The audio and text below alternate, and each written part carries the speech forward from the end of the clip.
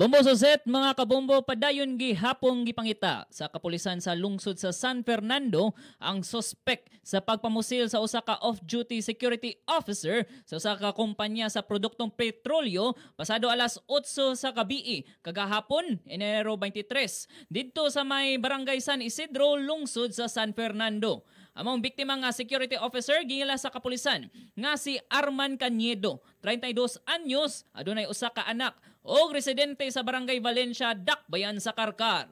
Base sa inisyal nga impormasyon nga nahipos sa San Fernando Police Station, ikataho nga padung musakay sa iyahang motorsiklo ang biktima nga si Cañedo para mo pauli nagikan sa iyahang gidyutihan nga security officer sa usa ka petroleum products company sa diha sa lungsod sa San Fernando, sa diha nga gipusil sa makadaghang higayon ang mao nga biktima nga maoy nga hinungdan sa iyang hinanaling nga kamatayon. Daling miikyas ang namumuno sa mao nga pampamusil ug hantod karon padayon gihapon gipangita sa kapulisan sa lungsod sa San Fernando. Na-recover sa crime scene ang kabhang o deformed slug nga gikan sa kalibreng 45 nga pusil. Sa to pakighinabi ni Police Major Mike Gingoyon, hepe sa San Fernando Police Station, away sa trabaho ang gitumbok nga motibo sa kapulisan, sanglit ang mao nga biktima gikataho nga istrikto isip security officer ug ubay-ubay na ang mga security guards ang gikaingon nga gipaundang ni ining mao nga biktima.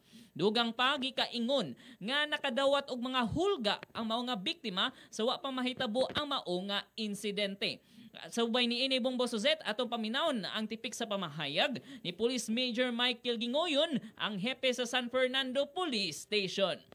Actually, kita na siya ni bago rin ni gawas sa iyang opisina kay alas 8 naman gawas na niya, off na niya. So when he went to his motorcycle park outside ba siguro mga 20 meters from the gate of Azora, mga 30 meters dito niya di-park. So dito napay gamay na conversation daw sila atong gunman niya. After that gipusil siya. So immediately itatakrin ba ang mga perpetrator. Pagsakay niya sa motor, dito na siya idirahan. Pero prior gani atong insidente nitawag pa daw siya sa guard. Magna pa siya gitawag dito sa guard sa Azora ba? Magitudlo tawag niya. After doon, katalikod din siya gamay, dito na siya gibirahan. Oh. Okay, sir. Siguro na medyo commotion gamay. Murag natoy mga 1 minute siguro nagstorya sila dito prior atong gipusil siya.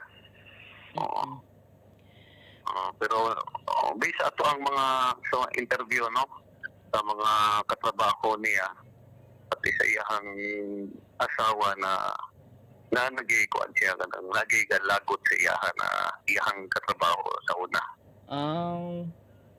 So usa na sa to ang tanaw na anggulo sa to ang investigation karon. Okay, sir.